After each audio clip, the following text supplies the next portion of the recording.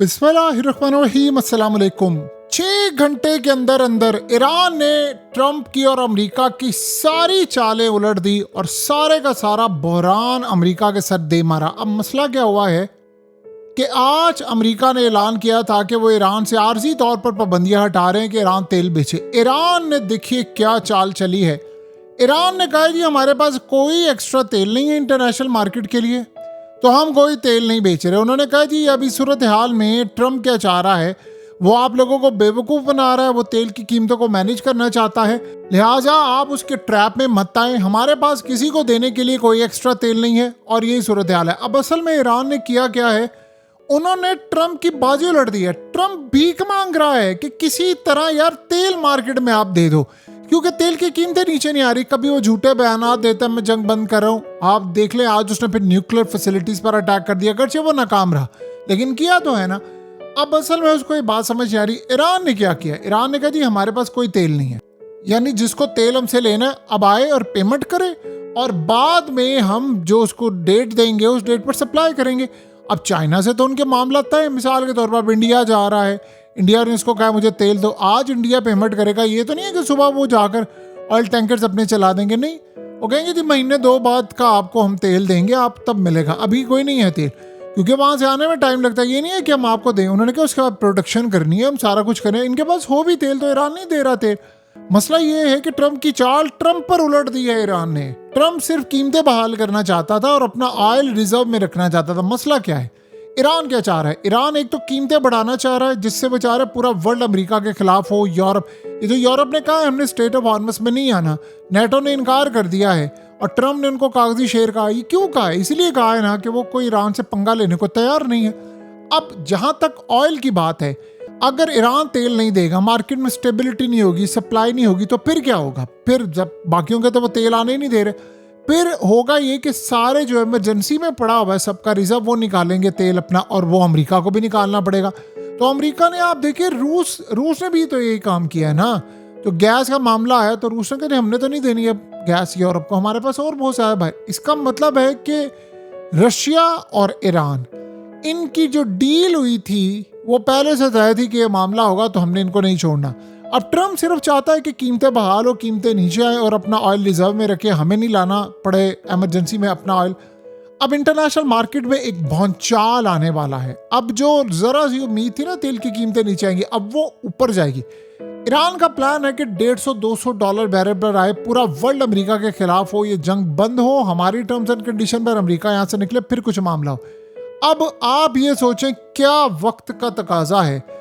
एक वक्त था कि ईरान तरले कर रहा था कि यार मुझे अपना तेल मार्केट में बेचने, तो पाबंदियां थी, वो स्मगलिंग करके शैडो फ्लीट और ये वो किस तरह बेचता था। आज पाबंदियां उस पर हटाकर वर्ल्ड पूरा तरले कर रहा है ईरान को कि आप तेल दे दो, ईरान तेल नहीं दे रहा। देखिए गल्फ कंट्रीज की सप्लाई रुकी है, सिर्फ पाइपलाइन के जरिए जा रहा है जो बहुत कम है, वो दुनिया की डिमांड पूरी नहीं कर पा रहा। अब मार्केट पैनिक कर जानी है, ईरान के पास तो तेल है ही नहीं, ईरान ने कह दिया, उनके पास हो भी तो उन्हें नहीं देना। अमेरिका तेल नहीं रिलीज कर रहा, ज्यादा मुतासिर यूरोप ने होना है, महंगाई आसमान पर जाने वाली है, एशिया भी मुतासिर हो रहा है, तेल की कीमतें अब ऊपर जाएंगी।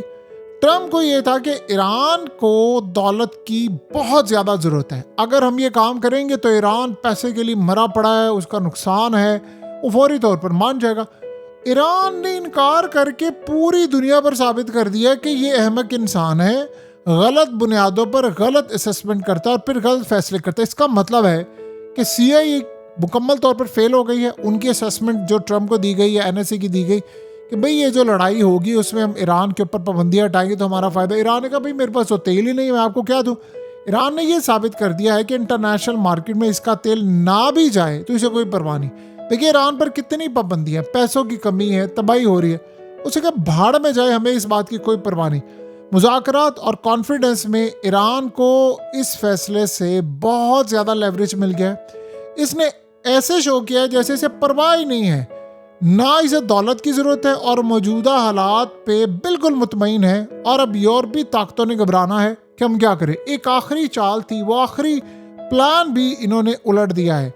सो इस सारी सूरत हाल के अंदर अमेरिका का सबसे बड़ा प्लान आज बर्बाद हो गया है और अब उनको ये बात समझ नहीं आ रही वो क्या करे। अब ट्रंप के पास क्या सूरत हाल है, कोई बाकी जिसे कहते हैं ना एक रत्ती बराबर भी, एक लम्हा भी अब बचा नहीं है ट्रम्प के पास कि वो कीमतों को बहाल कर सके, वो चीज़ों को मैनेज कर सके। कुछ भी नहीं वो कर सकता, गेम उसके हाथ से निकल गई है। अमेरिका इस बात से अपसेट है, परेशान है, और उसको ये बात पता है कि ये चीज़ें अब सेटल डाउन नहीं हो पाएंगी। अब ट्रम्प के पास क्या सिचुएशन है? अब कीमतें बहाल करनी है, एक ही रास्ता है, जंग बंद करें, और जंग बंदी होगी अब ईरान की टर्म्स एंड कंडीशन पर। अब क्या करें? नेटो ने इनकार कर दिया है।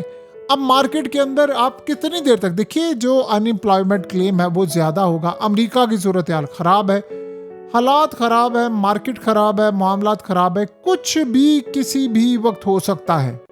सो अमेरिका पैनिक की सूरत हाल में है, अब वो परेशान है। उसको ये बात का अच्छी तरह अंदाज़ा है कि मामला हमारे कंट्रोल से इस वक्त बाहर जाने वाले हैं। बहरहाल अगले कुछ अरसे के अंदर आपको ये बात अब नज़र आएगी कि ईरान ने इस प्लान को बड़ी देर पहले तरतीब दिया था।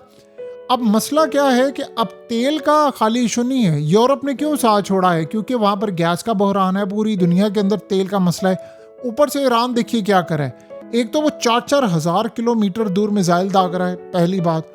फिर उसके बाद आप देखिए खाली मिसाइल नहीं वो दाग रहा, वो इजराइल पर अटैक कर रहा है, वो ईरान पूरी तरह अटैक कर रहा है। अब उन्होंने कहा हमारी फैसिलिटीज़ को अटैक होगा।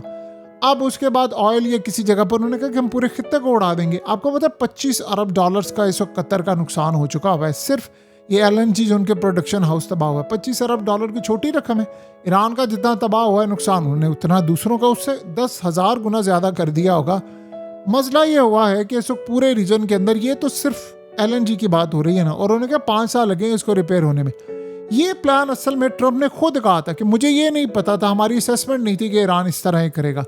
असल में वो ये सोच रहे थे कि जब भी अटैक होगा अमेरिका की बेसिस पर होगा तो हम उसको रोकेंगे। ये उनको नहीं पता था कि ईरान इंटरसेप्टर्स ख़त्म करवाएगा और वो पूरे पहले रडार सिस्टम तबाह करेगा, ऑयल रिफाइनरीज को उड़ाएगा, ये उड़ाएगा, वो उड़ाएगा।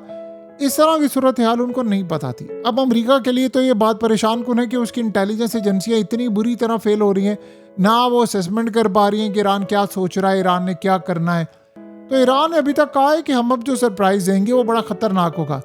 इन्होंने असेसमेंट लगा कर रखी थी कि ईरान के पास मैक्सिमम 2000 किलोमीटर की रेंज का कोई मिसाइल है। उसने 4000 किलोमीटर की रेंज का त्यागोगाट पर दाग दिया है। तो अब आप बताएंगे परेशानी नहीं है उनके लिए तो और क्या है? अमेरिका की असेसमेंट गलत हो रही है, इसराइल की असेसमेंट गलत हो रही है। असल में ट्रम्प एक बात कहे कि जी ये सारी असेसमेंट गलत है, एजेंसियों ने उसको काफ़ी हद तक वार्न भी किया था कि आप ये काम ना करें। उसको ये बात इसराइल ने बताई थी कि जब हम अटैक करेंगे, असल में हुआ क्या कि एहतजाज जब हुआ ईरान के अंदर तो उस वक्त इन्होंने कहा हज़ारों लोग मारे गए हैं। उस एहतजाज में इनको ये लगा कि अगर हम आयतुल्ला को मार देंगे तो अवाम दोबारा एहतजाज करने के लिए निकलेगी और सब कुछ तलट पलट हो जाएगा। बस इस बेस के ऊपर इन्होंने पूरी जंग छिड़ी हुई थी। यानी टोटली उनके पास कोई ABCD प्लान नहीं था, बस ये प्लान था कि जी वो अवाम निकलेगी और ये काम होगा। अवाम नहीं निकली, अब ट्रम्प के साथ हो गया हाथ। अब वो क्या कर रहे हैं, हर रोज बयान दे रहे हैं। देखिए ये ज्यादा देर तक ऑयल मार्केट अब बयानात पर नहीं चलेगी। आज नहीं तो कल आपको ये बयानात से पीछे हटना पड़ेगा। फिर क्या करेंगे आप बताएं ना। फिर ये सारा सब जो मामला इस वक्त सामने आ रहा है वो बड़ा भयानक है। अमेरिका इस पूरे खेल के अंदर, पूरे खेल में बिल्कुल कॉर्नर हो गया है। देखिए अगर ये जंग ना छिड़ती तो नेटो अलग ना होती, ये जंग ना छिड़ती तो मुकम्मल तौर पर तबाही होती, ये जंग ना छिड़ती तो आज क्या आपको पता चलता कि मार्केट के अंदर ईरान पूरी दुनिया को कंट्रोल कर सकता है। ईरान को पता मैं तेल को कंट्रोल कर लूँ, मैं LNG को कंट्रोल कर लूँ तो मैं पूरे वर्ल्ड को कर सकता हूँ। अब रोज ट्रम्प के खिलाफ मामला हो रहे हैं कि अमेरिका में महंगाई जारी है, यूरोप में महंगाई है। आपको पता है यूरोप ने जो साथ इसलिए नहीं दिया क्योंकि आज के बाद तो यूरोप बिल्कुल साथ नहीं देगा। देखिए 4000 किलोमीटर की रेंज का मिसाइल आपने मार दिया है तो आप अब लंदन को भी हिट कर सकते हैं, आप पेरिस को भी हिट कर सकते हैं, आप किसी को भी हिट कर सकते, कहीं पर जाकर आप किसी भी चीज़ को, किसी भी मुल्क को यूरोप में हिट कर सकते हैं। अब ये तो बात है ना कि 4000 किलोमीटर की रेंज वाला मिसाइल इन्होंने मारा है। अब क्या बता इनके पास 10,000 किलोमीटर की रेंज वाला भी हो, ये अमेरिका को हिट करते हैं डायरेक्टली। ये अपने पत्ते आहिस्ता आहिस्ता शो करते जा रहे हैं, आहिस्ता आहिस्ता कि हम क्या कहाँ जा सकते हैं, क्या कर सकते हैं। लेकिन जो भी आप कह लें कि हालात अब अमेरिका के कंट्रोल में नहीं है, लेकिन ये बहुत बड़ा तबाहकुन मामला है, बहुत ज़्यादा, कि अमेरिका इस पूरे खेल के अंदर, पूरे खेल में इस वक्त बेनकाब हो गया है। और ये वाकई सुपर पावर की कमज़ोरी, जब कोई भी सुपर पावर टूटने से पहले आप उनके हालात पढ़ ले, आपको नजर आएगा इसी तरह के हालात होते हैं।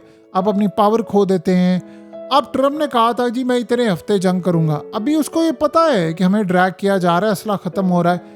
अब वो एक देखिए किसी भी वक्त उसने ऐलान कर देना है कि मैं इस जंग से बाहर निकल रहा हूँ, लेकिन उसको कुछ विक्ट्री चाहिए। विक्ट्री उसके पास है नहीं, बस वो एक ही बात कह रहा है हमने ईरान की फोर्स को, नेवी को, इनको तबाह कर दिया। भाई कर दिया तो जाकर स्ट्रेट ऑफ हॉर्मुज़ खुलवाकर तेल की कीमतें नीचे कर लो, तुम्हें रोका किसने है?